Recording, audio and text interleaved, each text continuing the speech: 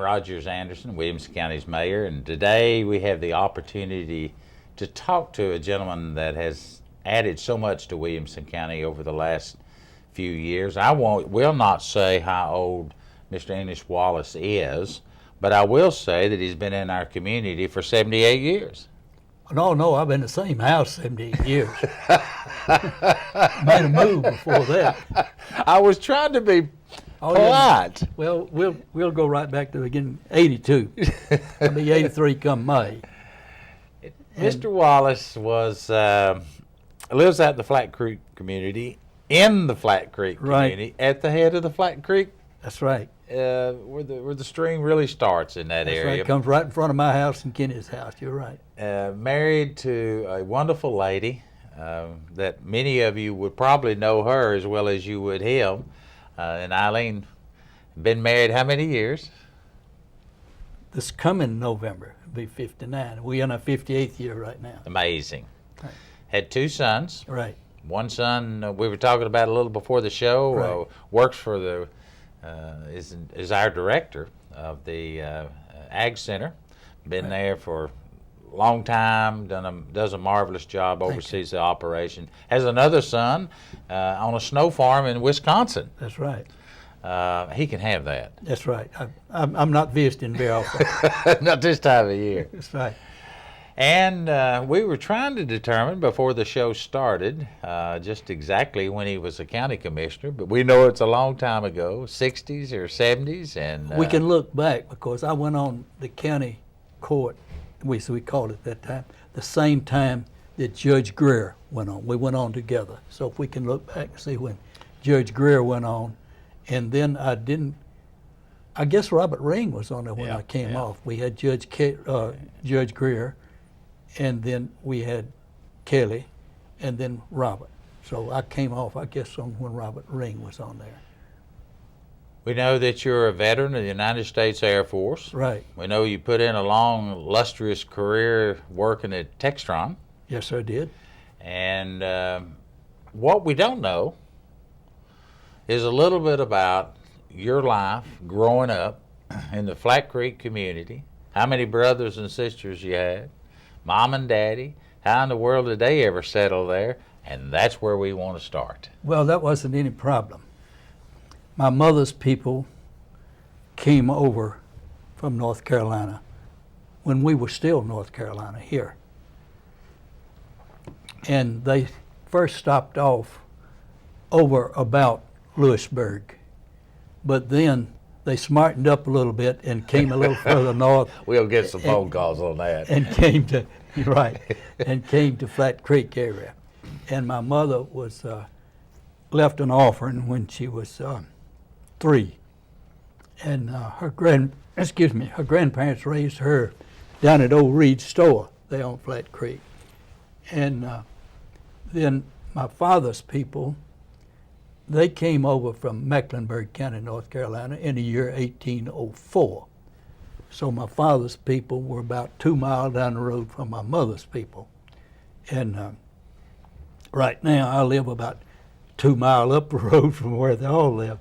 So my people have been here quite a while. And how many brothers and sisters did you have? I had 4 brothers older than me and 1 sister older than me. And I'm at the bottom of the line. And then, if you got 4 brothers older than you, by the time these clothes make it to you, there's more summertime clothes now, wintertime clothes then, because I was the youngest. Well, was the farm, it's been a working farm in your family since the day your mom and dad got here. Oh, yeah. I'm on a century farm, as you know. My father, his father owned 240 acres of land, joining his father, who he had a little over 1,100 acres of land. And that's where my father was raised, down on what is now we call it Glen Lane. But they sold that farm during World War I, when my daddy's only brother was overseas, Europe, in World War I. And then they went just a little bit over the hill, went over to the property that Cheryl Crow now owns. They bought that farm, then they bought another farm south, and it bordered over on what we call Fanny Daniel Road, just off of Comstock. And that's where I was born. And that's my mother and father had, I'll back up just a little bit. Before World War I, my father and his brother and another uncle, of course everybody's got to travel a little bit when you're young. They had gone to St. Louis, but they realized they were going to have to go into the Army, so they all came home. And they took the other two, but turned my father down. Of course, he had one bad leg, and they turned him down to that. But then when my father and mother married, they went back to St. Louis, but they didn't like it. So they came back to the farm over there at Cross Keys or Bethesda, which they want to call it. But my oldest brother was born in St. Louis, and then the rest of us was born over there on Fanny Daniel Road. Somewhere in those early days, apparently, you'd, like myself, growing up as a boy, hoeing out the cornfields, working in the beans, bending over, stooping over, promises were made in my head, this is not what I'm going to do for a living. Well, I can understand that. As a young boy, we make a lot of comments. Yeah, I agree with that. In fact, I said, well, when I get grown, I'm not going to raise tobacco, and I'm not going to milk cows. I'm going to train horses. And I really wanted to. But my daddy and my brothers, you don't need to train horses. And I thought I was a right fair country trainer. I thought I was. I had raised some pretty good colts, good to me. But anyway, I wound up milking more cows and raising more tobacco and all the rest of them put together. Well, somewhere along that journey in that educational process, talk to us a little bit about the educational side of you. Where did you go to school in the Flat Creek area? Where did people... right where the community center is right now. That had been an old educational center for quite a few years. First of all, back in the 1850s, Flat Creek people formed their own school district, put up their own building, and hired their own teacher. And you'd have to pay so much to go to school so many days. And it was rather successful. And then they got a little larger, and they used the old Baptist church along with the other log building that they had used. And by the way, I have those areas marked down there. If you go down there and you wonder what this stake's doing here or that one, well, they got a purpose. So then, in the year 1912, the county took over the education system, and they built a 2-room school right near where the fire hall and community center is right now. And that building served until about 1949 or 50. And I went to school my first 4 years down there at the 2-room school, 1 large room, 1 small room. Because when it got past 4th grade, well, a lot of them began to drop out, that needed you at home to work instead of going to school. But I went to school first 4 years there, and Mom and Daddy realized that I wasn't getting much education going there. And I had a wonderful teacher up to the 4th grade. Wonderful. But then we knew that we was going downhill from there. At that time, Bethesda was running school buses that belonged to the PTA, didn't belong to the county. They belonged to the PTA. And if you wanted to go to school at Bethesda, which Mom and Daddy wanted me to go to school at Bethesda, you'd have to pay $1 a month to ride that bus. So Mom and Daddy started me to school, and my sister, who was 2 years ahead of me, she was in the 6th grade, and I was entering in the 5th grade. No, that's right, I was entering in the 5th grade going to school at Bethesda. So then I went on to Bethesda, finished up at Bethesda. But I really enjoyed going to school at Flat Creek, because I wasn't but a mile up the road, you know, and a mile wasn't any distance, you know, to walk to school. In fact, by the time we got to school that morning, we had a road full of people. And coming down the other Flat Creek Road, we had a road full of them there, you know. But then going to school to Bethesda was a little different. But I guess the year 1939 was probably an outstanding year for me in school, because used to it, all the old country schools, 2 times a year, most of the parents all went to school. That was the day when we used to have a Christmas tree, a program and a Christmas tree. And then usually the last day of school, we'd just kind of have a picnic. We'd all go to school. Parents go with us, and then school is over for the summer. But 1939, we had always didn't have an automobile. We had always had to walk to the program. As we did, we walked to church. But that year, my father and older brother had sold 1 crop of tobacco, sold it early with Christmas money. So they bought a 37 Ford, 2 years old, $375, a 2-year-old car. And we rode to the Christmas tree in a car. Never done that before.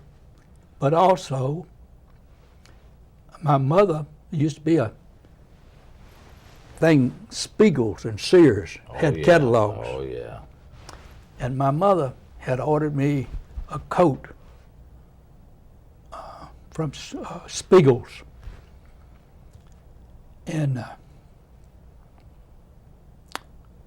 it was the first time I had ever had my own coat. Well, and not only that, we'll let you catch your breath here. I'm going to ask the studio not if they only would that, give that us, one had a zipper. I never had one with a zipper. if we could ask the studio to get you a little water while That's we're all talking here. But you know, when you think about those old days, Yeah. and they were very, very memorable days. Oh, yes. And back in those days is no different than you're a few years older than me. But by the same token, we all have those fond memories of those first things. And that coat was very, very important. There's you some water. All right. Thank you. Let you catch your... But I do want to go back to those times when you get your whistle wet. And those were the things that we don't see in today's world. That's true. It was a hard life. You didn't know it was. I didn't know it was. We were all just like. We were all just like. All just like. We all went to work. We all helped out with the chores. There wasn't a lot of democracy in our house. No. If Daddy and Mama said it, you might as well go on and do it. That was it. Now, how did you left Bethesda? You went to Bethesda. At that time, we had a school that went all the way up to the 12th grade. That's right. And from that point, though, you somehow got a job, or you met this woman that you've been married to now for 58 years. How did that all come about? Oh, no, it took a while there. That didn't come along for quite a while. I went to school at Bethesda, graduated in the year 1948. But the years going to school at Bethesda, not only at Bethesda, everywhere else, our education was very limited, all of us in the 40s, because a school teacher was probably making about $30 a month teaching school, but they'd go off to a defense plant making about 75 cents an hour, or $28 a week. And this is a big increase. We're making 3 times what money is making teaching school. Correct. Not only that, a lot of the teachers had to put on uniforms too.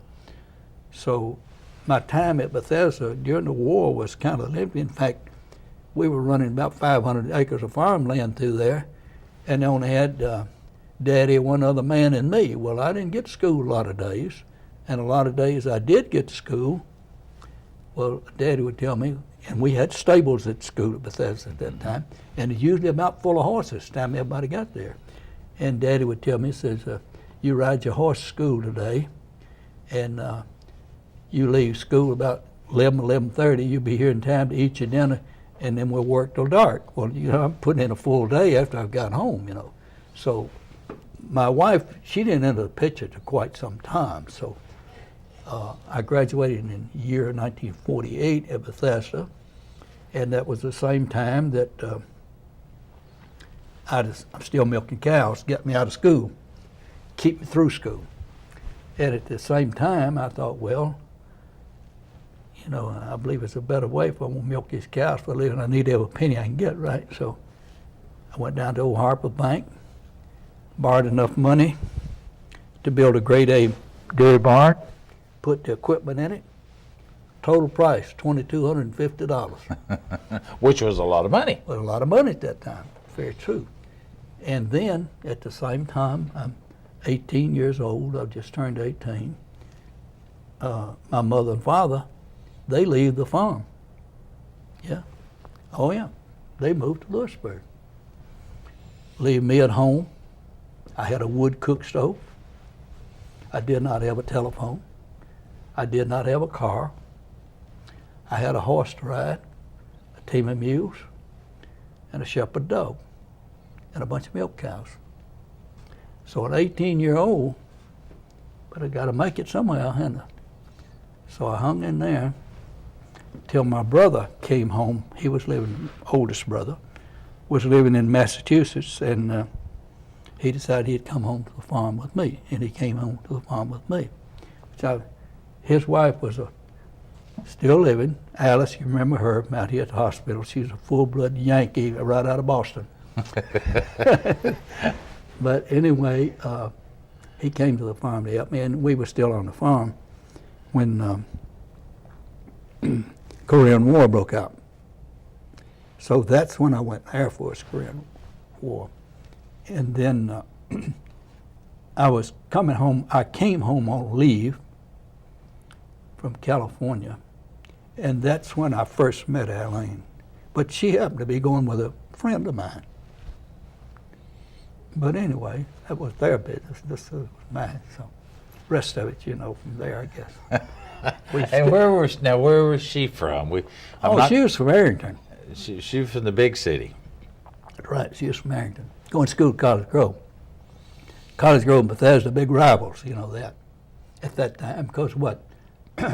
4 high schools in the county: Bethesda, College Grove, Franklin, and Hillsborough. That's right. When you look back, and I know it's an emotional journey that we all go through, but it was a hard time, as we've discussed. Right. Families had to work together as families. Right. Communities had to stick together as communities. We had death, we had famine, we had disease, had all kinds of issues and concerns. But one thing that communities and families had, as a general rule, they had love for each other. It's true. And they had this common denominator that in order for me to succeed, I have to see you succeed. And we drew us all together. It's true. And we haven't touched on it, that if people have an opportunity, I'll put this up, I'm not sure which one you want to look at, but it's called Flat Creek, it's land, and it's people. And we just will not do justice to the Flat Creek community this morning in our few minutes worth of show that we've got, that talks about the history, that talks about all of the generations that you can fit in this paper book. I'm not sure what it costs, but it's worth it. And I understand the money goes back to the Flat Creek community. Every penny of it. Every penny of it. So it's an opportunity if you're would like to read about the way the life was years ago and its people, then it's a great journey, and it's got a lot of photos in there that chances are you won't know a lot of them. You will, but I won't. But the Flat Creek community today still hosts one annual event. Actually, you have different events. The community center is oftentimes populated with men of your age, women of your wife's age, right. This next generation, trying to keep that tradition going, playing cards, cooking. It's kind of an old school, old way of life in this modern, fastest growing county that we've got in the state of Tennessee here in 2013. Mm-hmm. We just read in the paper just this week up in the Cool Springs area, which used to be cornfields, strawberry fields, that a major corporation will be relocating, purchase some land, building more buildings. Mm-hmm. It's a population now of 185,000 people. There wasn't 185 people in Flat Creek. No. Forget the zeros. But you have an event that brings people in, and I know it means a lot to you and your wife and that community to have that ice cream supper. Yeah. It's kind of a homecoming. It is a homecoming. It is a lot of work. Yeah. It'd be a lot easier for you and several other members just to write a check than have to put it on, but you miss out on the one thing. No, but you enjoy what you're doing. That's right, the people. That's right. And some of the names, I'm not going to try to get into naming all of those names because you would miss them. I would miss them, and we would do the injustice. But Flat Creek is a part of our county with a strong, strong backbone, a strong fiber of hard men, hard-working men and women. Yep, very true. Why did you stay there, or why did you come back there? You had a good job. You could have lived anywhere you wanted to. Well, I got to think of that answer. I didn't want to leave. I can truly say I never left home, that I didn't regret leaving. I never got home that I wasn't glad to be there. But I always wanted to live there. Now, I've been to other places, you well know. And but Flat Creek was always home. And I always thought that, well, you know, one day I'll retire, and why not retire right here? And I used to tell Arlene when I was working at Avco, of course, I stayed on the road for those people a lot. And I enjoyed it. It was good for me. Helped me later down the line. But I used to tell Arlene, I says, one of these days, I'm going to retire. I've heard that. I said, well, I heard it once more. And I'm going to retire, and I'm going to let somebody else pay me to see the world. I wish you'd quit telling me that. I said, oh, okay. So, time come up that I was checking on my retirement on where I was. And I knew where I stood with my retirement, but they had also hinted to me to go on and take my retirement and leave, but I just walk on. I didn't have time to speak yet. So, one night I was at work there at Nashville, and I got a phone call. And I said, yeah, I believe I'll take you on. And I called the company attorney. Well, he came running to where I was. He said, what's your problem? I said, oh, I don't have any problem. Well, what'd you call me for then? I said, I just thought I'd tell you that I'm going to retire. Oh, I knew that, but when? I said, tonight. He says, you're kidding. It'll take me 2 weeks to get the paperwork together. I said, well, go ahead. You got 2 weeks to be doing it in then, but I'm leaving tonight. And about 9 o'clock, I come driving in home. And Eileen says, "What are you doing here?" I says, "Well, I'm retired." "You kidding?" I said, "No." And I says, "Furthermore, I'm going to Arizona Saturday morning." "You what?" So I made my trip to Arizona, made it to Georgia, and eventually I wound up in Australia. You know that. So I spent about, I think I made 5 trips over there, but I wound up with spending somewhere about 3 years down there. And that was good.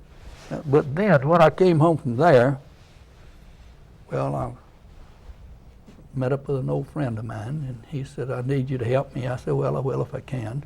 So it was J.B. Jones down at 4-Star, and I went down to J.B.'s, and then one day J.B. decided that he needed to be getting out of that place down there, and truly I'd been set back waiting for him to say so. So he and I struck a little deal, and I wound up owning 4-Star for about 60 days. And when I sold 4-Star, I said, "I'm going to Flat Creek." So I'm back at Flat Creek.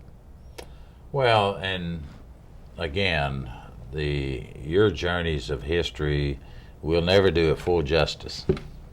Your family, your bride, your sons, the land is still active today. Yeah. There's a whole bunch of 4-legged creatures still on that land out there. Yeah, they walk around.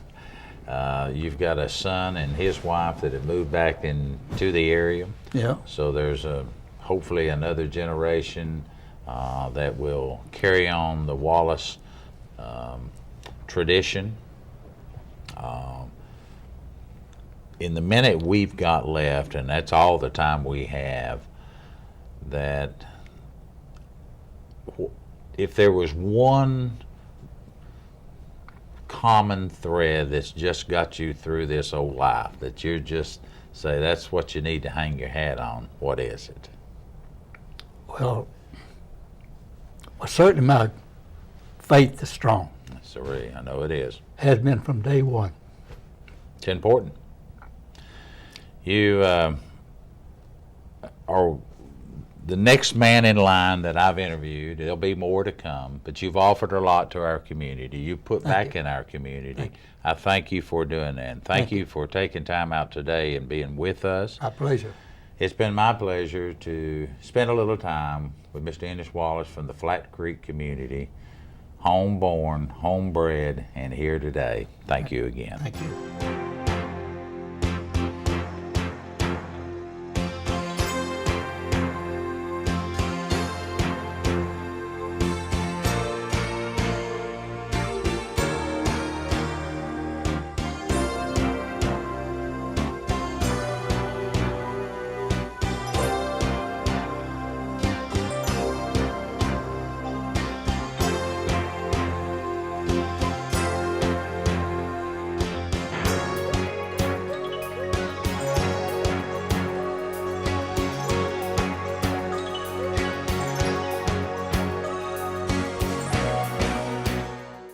When sharing the road, reaction time is important.